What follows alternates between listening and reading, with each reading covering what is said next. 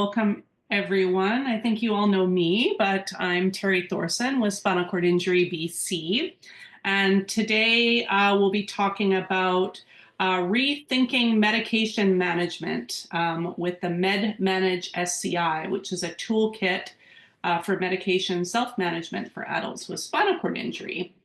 I'm going to just do a little bit of a brief intro of each of the speakers. So first we have Sara Guilcher, and Dr. Sara Guilcher is a principal investigator and scientific director of the Optimizing Health and Healthcare Experiences Lab. Sara is an associate professor at the Leslie Dan Faculty of Pharmacy at the University of Toronto. She has clinical training in physical therapy and clinical health psychology, along with applied services research expertise. Lauren Cadel is a PhD candidate in Pharmaceutical Sciences at the Leslie Dan Faculty of Pharmacy as well at the University of Toronto. Lauren is supervised by Sara and has been a member of the Optimizing Health and Healthcare Experiences Lab since 2017. Her thesis work focuses on co-developing, revising, and evaluating this toolkit intervention, I'm assuming, Lauren, that aims to improve medication self-management among adults with spinal cord injury or dysfunction in Canada. And Rasha El-Kotob, Dr. Rasha El-Kotob completed her BSc in kinesiology at the University of Waterloo. She has an MSc in rehabilitation science at the University of Toronto and a PhD in kinesiology at the University of Waterloo. Rasha has multi-method and mixed method research experience, and she joined the Optimizing Health and Healthcare Experiences Lab in March of 2023 as a research associate. So welcome all, and I am going to pass it over to Lauren. Awesome, thanks. So just wanted to start by thanking Terry for those introductions and for everyone for joining today. And we did just want to start with a land acknowledgement. So we would like to acknowledge the land on which the University of Toronto operates. For thousands of years, it has been the traditional land of the Huron-Wendat, the Seneca, and the Mississaugas of the Credit. And today, it is still home to many Indigenous people from across Turtle Island, and we are grateful to have the opportunity to work on this land. And we also acknowledge that some of you may be joining from BC today, so we would like to acknowledge that you may be gathered today on the traditional, ancestral, and unceded territory of the Musqueam people. And we would just like you to reflect and acknowledge the land on which you're joining from today, if it is something different than these. So we did have lovely introductions, but I'll just quickly start by reintroducing myself. So my name is Lauren Cadel. I'm a PhD candidate at the University of Toronto, and I'm leading this work that I'm going to be talking about today as my PhD work. And I'll just let Sara start by reintroducing herself, if she has anything else to add. Just really appreciate everyone joining here today and learning more about our work, so thank you. And Rasha. Everyone, thank you so much for joining us. Yeah, my name is Rasha again, and I'm a research associate in the lab supporting this toolkit. Awesome, thanks so much. And outside of our core team that's here today, we do have a much larger team that has contributed to this work, so I would just like to acknowledge them as well. So we know Sara's the principal investigator on this project, but we do also have a team of co-investigators, research staff, and trainees, as well as a working group of 19 individuals that consists of people with spinal cord injury, care partners, and healthcare providers from across Canada. And then I would also like to thank our funders, so the Craig H. Nielsen Foundation, Ontario Graduate Scholarship, CIHR, which is the Canadian Institutes of Health Research, as well as the University of Toronto Centre for the Study of Pain. Just in terms of an overview for the session today, so I'm going to start by explaining how the MedManageSCI toolkit was created, to discuss what can be found in the MedManageSCI toolkit, to share how you can get involved, and to learn about your perspectives and next steps. So as I'm sure most are familiar, but I'll start in terms of background. So adults with spinal cord injury or dysfunction, or SCID, are commonly prescribed multiple medications to manage different secondary conditions that are often experienced post-injury, some of which might be pain, spasticity, neurogenic bowel and bladder, among many others. Rates of polypharmacy, which is often defined as the use of 5 or more prescription medications, over-the-counter medications, or natural health products, ranges between 31 and 87% among individuals with SCID. And while the use of multiple medications or polypharmacy may be appropriate in managing these different secondary conditions, it can be problematic and does have the potential to cause harm. In some of our team's previous work, we've done interviews to learn about individuals' experiences managing and taking medications. And we've learned that adults with SCID do experience some challenges managing medications. Some of these challenges include understanding and integrating medications into daily routines, managing emotions when dealing with complex medication regimens, controlling medication side effects, and communicating with healthcare providers, especially if there are concerns or questions about medications. So as you heard in the intro to this presentation, we're developing a toolkit to support medication self-management. But I just wanted to take a moment to talk about what we mean by medication self-management. It's about more than just taking medication. It involves taking medication, but also the mental and emotional aspects of medication management.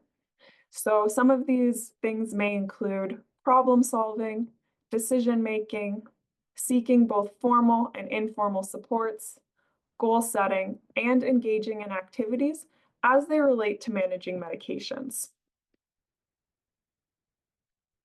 So the overall objective of our research project is to co-develop, revise, and evaluate a toolkit that facilitates medication self-management for adults with SCID.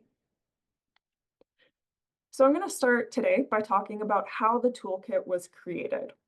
So we did this through a series of scoping reviews or literature reviews where we look and see what has already been done and published, through a concept mapping study, and through working group sessions.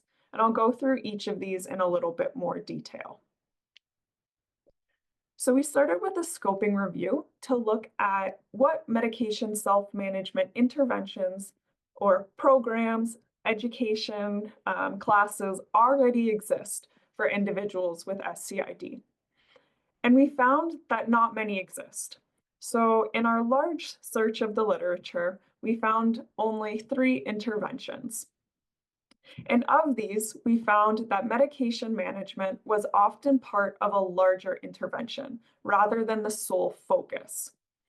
And within that, medication adherence was often the focus rather than medication self-management as I defined it. So it was often focused on just the medication taking aspect rather than anything related to goal setting, decision making, communicating with healthcare providers. We did find, though, that of these interventions, there were positive outcomes. So there was increases in perceived knowledge and confidence. There was also a reduction in the total number of pain medications that participants were taking. Despite these positive outcomes, we did identify a few limitations of the current tools and programs that exist. So as I mentioned, they do not comprehensively address medication self-management, as they were often a small part of a larger intervention. And many were not co-designed with end users. So basically what I mean with that is that individuals who would be using the intervention were not involved in designing it. So next, we conducted a concept mapping study. So we did this because we found in the literature that there really wasn't anything that focused comprehensively on medication self-management. So we thought, what can we do to help fill this gap? So concept mapping is a highly participatory research method, and it involves three main steps. So the first step is called brainstorming, and this is where we create ideas in response to a main question. So we engaged with individuals with spinal cord injury, caregivers, and healthcare providers to ask this main question. If we were developing a resource to help adults with SCID manage their medications, what should it include? So these were run through a series of group sessions and one-on-one interviews to get as many ideas as possible in response to this question. We got hundreds and hundreds of ideas about what to include in the toolkit. So then as a research team, we synthesized these ideas down by removing statements or ideas that were similar or ones that didn't directly answer this question. And so we had a final list of 79 unique ideas about what to include in the toolkit. We then invited participants back to sort and rate the statements. So within the sorting task, participants created groups of statements based on their conceptual similarity and assigned a name to each of these statements. And then they rated each statement based on how important they thought it would be to include in the toolkit, as well as how realistic or feasible they thought it would be to include in the toolkit. And then lastly, the mapping session. So in this session, we had a subset of those participants, so just a smaller number, come back. And in this session, we created visual maps of the data. And we finalized these maps by looking at the groups of statements, deciding on the total number, and moving statements or ideas into where they fit best conceptually. As a group, we then named all of these conceptual groups, which I'll talk about in a little bit. So who is involved throughout this process? As I mentioned, we engaged with persons with SCID, so we had 21 individuals from across Canada, care partners, and healthcare providers. And within healthcare providers, we had individuals who were working as physicians, physical therapists, nurses, occupational therapists, among a few other roles.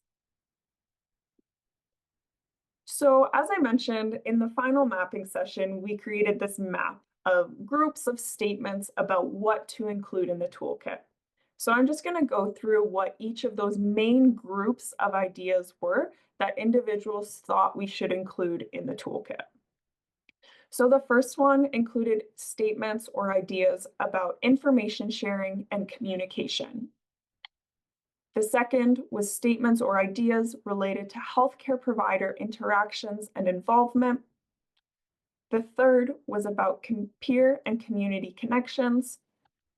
The fourth included ideas or statements related to supports and services for accessing prescription medications and medication information.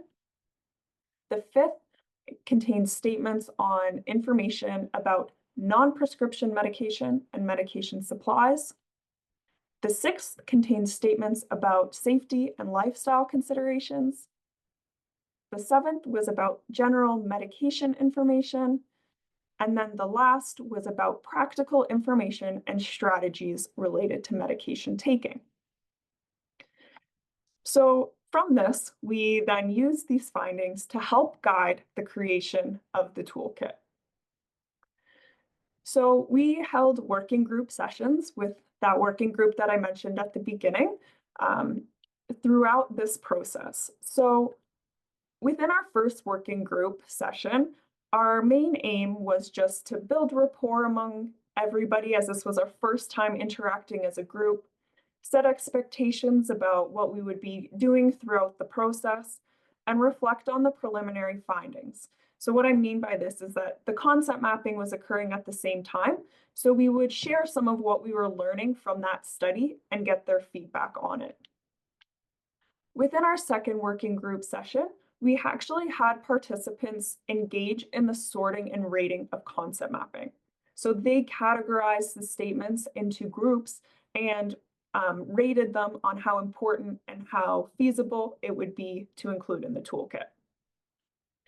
In our third sessions, by this time, we had actually started creating some content for the toolkit. So within these sessions, we were aiming to get their feedback on the visual content and resources we were creating.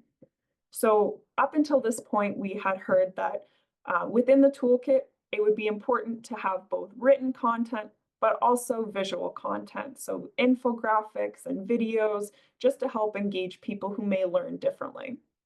So we would share some of these resources and visual content with the working group and get their feedback on anything they liked, they didn't like, their overall impressions, colors, if the message was coming across, things like that. And then we use this feedback in all of the content creation throughout the process. In session 5, this was when we were starting to really finalize the toolkit. So we finalized all of the modules for the toolkit. We decided on a name for the toolkit, which as a working group, we decided on MedManageSCI. And then we were discussing design and brand considerations. So this involved the logo development, color scheme, and we also created a website prototype. And then finally, in our 6th working group session, we obtained feedback on the website. So we were looking for their feedback on the layout of the website, the functionality. We had a section on testimonials. So we wanted to get their feedback on where to integrate these on the website. And then we also had an about page where we wanted to highlight our team. So we got some feedback on how we should do that for all of our team members and what information we should share about everybody. So what can you find in the MedManageSCI toolkit? This is the landing page of the toolkit, and I know it might be a little bit small, just being a screenshot on a slide, but we have modules of information that I'll go through in a little bit more detail. We have an about page that highlights our team, the vision and mission of the toolkit, as well as how it was created, a resource tab, which I'll also talk about a little bit more, and then a contact us that contains our contact information. So in terms of the toolkit modules, we have 9 modules of information that align with the concept mapping findings. So the first module is about the background information. So this module contains background information about medication self-management, including what it is and why it's important. Module 2 is general medication education and awareness. So this module contains information about being aware about medications, different routes of medication administration, the difference between brand name and generic medications, information on changing or stopping medications, common medications used by people with spinal cord injury, among a few other topics. Module 3 is self-reflections and advocacy. And this module contains information on weighing the pros and cons of taking a medication, being involved in medication-related decisions, and self-advocating about medications. Module 4 is communication and information sharing. And this module contains information about different care settings for individuals with spinal cord injury, contacting healthcare providers, common questions to ask healthcare providers, and communicating with people who might be helping with your medications. Module 5 is practical tips and strategies for medication management. So this module contains information about different considerations when taking medications, organizational and reminder strategies, as well as a tracking checklist. Module 6 is about medication safety and the management of side effects. And this includes information on what to do in accidental or emergency situations, how to identify and monitor side effects, medication interactions, and safety considerations for commonly used medications. Module 7 is about access to medications, supplies, and services. And this module includes information on accessing home care, getting medications from the pharmacy, medication-related supplies, accessing cannabis and prescribed narcotics, as well as financial considerations. Module 8 is about peer connections and support, and this includes information on connecting with other individuals with SCI. And Module 9 is about managing expectations and adapting to change. And this module includes information about transitioning from hospital to home, tools for medication taking, changes to consider with medication management, and adapting routines. So I've just included here a screenshot of the module page. So within the modules, it has the title of the modules, the approximate time it would take to review everything within the module, as well as the objective. And the purpose of the objective is just to provide a little bit more information about what individuals could expect to find within the module. The way the website is set up, individuals could start from Module 1 and proceed through all the information up until the end of Module 9, but it also allows individuals just to pick and choose. So if somebody was only interested in looking at one part of Module 3, they'd be able to do that as well. I also mentioned that we have a resource hub. So throughout the toolkit, we have different types of resources in terms of some PowerPoint presentations, videos, tracking sheets, checklists that are found in the modules. We also have this resource page where all of those resources are just in one place. And within this, you can search. So if you put in keywords, you could search to see if there's any resources related to that topic. You can choose a type. So this is a drop-down menu. As I mentioned, we have some videos, checklists, PowerPoints. So you can select if you have a preferred resource type. And then you can also pick a topic. So all of the resources are categorized. So you can see in the top left-hand corner of all of these resources, they contain a category. So these ones are related to appointments or relationships and communications. So we have a few different topics of resources. So once we had created the toolkit, we did want to refine it a little bit before it went live. So what I mean by that is, as you heard, we had the working group that we were involved with that provided feedback on different aspects of the toolkit, but more so on the creation of the modules and of the visual content. But as a team, we created all of the written content in the toolkit, which had undergone a lot of review by our research team and experts in the field, but not by the end users. So not by people with SCI who would be using the toolkit. So before the toolkit went live, we wanted to revise the toolkit and get feedback on the written content. So we wanted to make sure that the information was accessible, that it made sense, and that everything was kind of outlined in a way that made sense to people.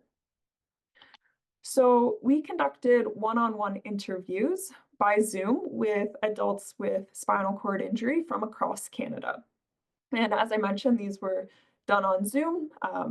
And the process for these, I would share my screen and we would go through different modules in the toolkit and I would get feedback on those modules. And then we organized and summarized all of the feedback we got to help revise the toolkit. So just in terms of who was involved in that process, we did 16 of these interviews or conversations with individuals with SCI.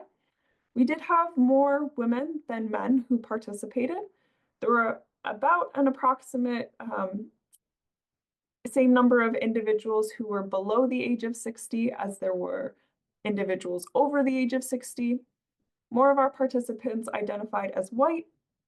We did have more individuals with traumatic injuries than non-traumatic injuries. More of the participants had higher level or cervical level injuries, and all of our participants were using multiple medications daily. So in terms of the recommendations that we got to improve the toolkit modules, we categorize these into three main areas.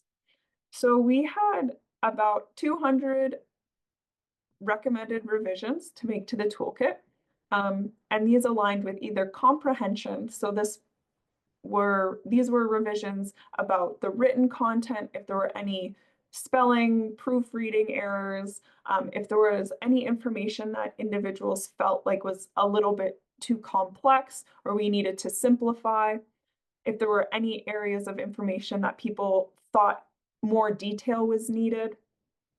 So all of that was in the comprehension category.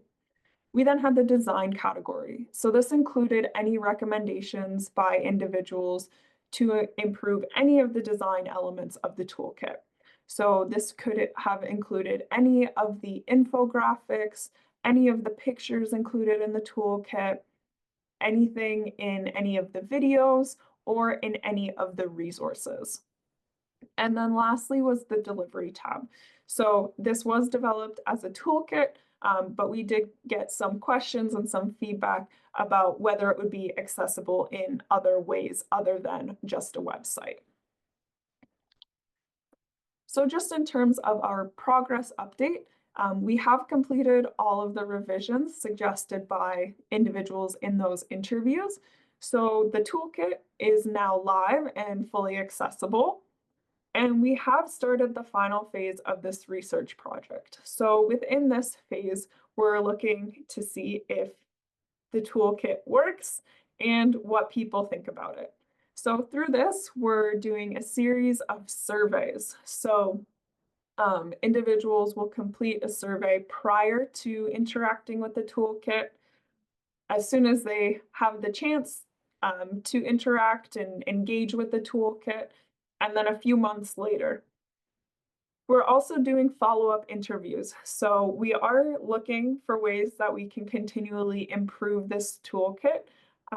So the purpose of these interviews is just to continually get feedback on what we can improve.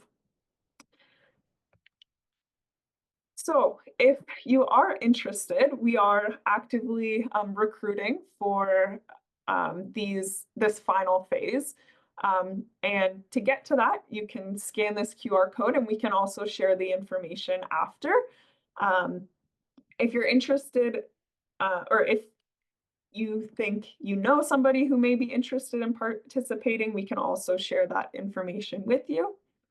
And as I mentioned, we do have a working group for this project. But if you are interested in any ongoing involvement as part of an advisory group, if that's something that would be of interest to you, we would love to hear from you, and you can email us and we can maybe pop our emails into the chat so you have those as well. And just to wrap up, we're thinking about where we go next, because as we are currently wrapping up the final phase of this project, we do still want to engage with people. So we'd love to hear some of your thoughts on what you heard today. If you have any ideas about where you would like to see this work go, and if you have any ideas about how we can promote the toolkit. So we're trying to reach as many people from across Canada as possible. So we would really love to hear your thoughts. So I'll just wrap up there, and I just wanted to thank everybody for joining. Really appreciate it. Jelaine, I noticed that you unmuted yourself, so I'm hoping you might have some comments. Awesome. Okay, so I am incredibly impressed. What kind of geniuses do you have at the University of Toronto? And how did you collect all these people across Canada to put together such a momentous and important survey and website to help those with spinal cord injuries? I was as you were speaking about it, I was thinking, okay, what would I want in it, what this and that, and then you were just hitting every single one, and what were the problems, what needed to be identified, what were solutions, and that sort of thing. So I very much would like to be involved in this, and look forward to reading on this, and do whatever I can do to help with it. That's awesome. Thank you so much for that. And I really attribute it to like our fantastic team, the working group, their ideas and their involvement. Like we would not be at this point without them. So yeah, we would love to have you be involved and a part of that as well. Mike? Yeah, 40 years post-injury, and I work now for WorkSafe BC on the opioid medication review team. So I think this is would be really beneficial. I'll take a look at it. I think knowledge is power. So anything that we can give the clients would be like super beneficial to help them out. Yeah, that would be great. Thanks, Mike. Great, Mike. And just to add previous work to this piece of work that Lauren is presenting is we've done a few studies looking at opioid prescribing for people with spinal cord injury and experiences with pain and pain medication. And that was certainly pain management. Lauren can probably elaborate if there's interest, but pain management was certainly one of the top priority areas that came out from the engagement activities in terms of figuring out what do we include in this toolkit to help people. Yeah, that was actually, as I mentioned, because we did the rating of all the statements. So there was a statement that was information on pain and pain management. And across all participants, that was the highest rated statement on importance. So we do have a section in the toolkit about pain and pain management, also a section on opioids, but obviously that's just one small piece of the toolkit. So any collaboration or like additional connection of resources that we could add would be great. Here on the next slide, so if that helps. Awesome, thanks. Okay, maybe I'll just ask Lauren, because I noticed that there's like resources on there, and probably every province is different. So how are you able to kind of generalize the information when every healthcare authority works very differently?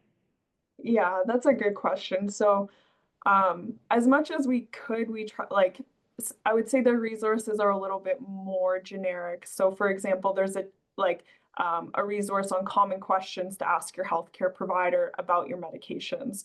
So something like that would be applicable to anybody across Canada. There are some that are definitely more specific province to province, but where possible, we try to include links or resources specific to each province if there were differences. And then my other question is, obviously this is still like a research study, so I'm sure U of T is, or your funders paying for the hosting website, things like that. So where do you imagine this going? How do you plan on sustaining it? Yeah, that's a really great question and something we're constantly discussing and trying to figure out as a research team. We have some thoughts. Obviously, throughout this process, we have gotten so much positive feedback from individuals with spinal cord injury about the benefit of it. So sustainability of this is of extreme importance to make sure that it can be accessed beyond the end of the funding period.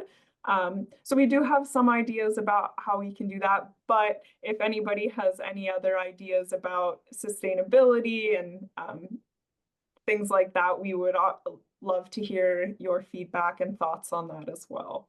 And I'm not sure if Sara or Rasha, if you have anything else you want to add to that. Yeah, I think the one additional piece I'll say is that if anyone has thoughts about who we might want to be speaking to about this project, it's helpful to know sooner rather than later, because we can think about doing more of these types of talks to different folks, and thinking about, for instance, like we've thought about how this could be something that's provided in inpatient rehab, for instance, if there's like a one-page sort of summary about this toolkit when folks get information, so that they're at least aware of, they might not be in the right time space to go through the material, but at least they know that this exists. And obviously through SCI organizations like SCI BC and across the provinces, I think the more that we can kind of share the information and that this exists, then hopefully, we have enough coverage for a couple of years. But then after that point, we would love to gift it back to the community and figure out ways that maybe we could focus on industry sponsorship or some other creative ways to kind of continue it on, such that we've provided sort of the science and sort of the infrastructure for it, but we'd love to give it back to the community so that it could be something that could then continue on. Mm-hmm. Yeah, that's great. I think that for GF Strong anyways, we have a Living with SCI website. So way back in the day, we all used to get like a manual that was a good doorstop for most of us, that had all the information in. And now thankfully it's on a website that a lot of people go to. I don't know how the other provinces are giving out their information, but I'm sure this would be a great fit for that. And SCI Canada / all the organizations, obviously, I think would also be a really good fit. I was kind of thinking, I mean, you're all from the University of Toronto, but I am involved with the SCI and U coaching program. And that may be a really great fit as well. I mean, right now it's its own research study, so I'm sure they're not going to want to add anything more to it. But we at SCIBC have our own coaching program as well. And I'm not sure where other SCI organizations are going with, but it's just kind of a nice, I think, something to work on with people who have specific medication kind of like goals or are worried about those kinds of things. So yeah, another idea. Yeah, it's a great idea. I'm actually co-investigator on the SCI and U project with Susan Jaglal leading the work. I know Susan quite well. So yeah, I think that's a great suggestion. I think once we have done sort of the initial evaluation sort of the toolkit, we've done like Lauren's work, which has been great in terms of getting feedback about the design, the delivery, in terms of really honing in on that. Then I think that's a great idea that we would then collaborate with folks who do more broader self-management as well, in terms of so that it's easier for people as well. We're not fragmented in terms of the types of things that we're providing in terms of supports. Yeah. Charlene, go ahead. One of the reasons I am very enthused about this project is many people's spinal cord injuries have problems accessing appropriate care while they are in the hospital or in the emergency department. And, autonomic dysreflexia is a prime example of that. And in British Columbia, there is a group headed by Dr. Julian Marston on providing information fact sheets and a website for ER physicians across the province. And it can be used by ER physicians across Canada, even around the world. And so it provides, standards of care, what doctors can look at, for falls, for hypertension, for all kinds of things. So that might be a very good route to get this information to. Julian is a great fellow. He spends a lot of time advocating for patients and appropriate care for everyone, all citizens across Canada. And if we could get this kind of information to somehow that our care providers could know about it and then access while we're in a hospital or in ER, I think that would be a tremendous benefit. Good idea. Lauren, how many people are you looking to interview, or at least how about do the survey one and then interview as the second option? Yeah, we're looking for about 60 people from across Canada to do the surveys. We have about 25 so far. And then for interviews, we're looking to do about 24. And I think we've completed about half of those so far. So about halfway through, but still looking for more participants, especially from other areas outside of Ontario would be great. And the people that were involved so far with the development of this, what was the geographical location of those? Yeah, that's a good question. Most of our working group was from Ontario, despite trying to get people from outside the province, just within our networks. Most of the people were from Ontario, but we did have some from Alberta and BC as well. Great. Well, awesome. Well, thank you all so much for your time, and I appreciate you sharing this wonderful work that you're all working on. Yeah, thanks so much for having us.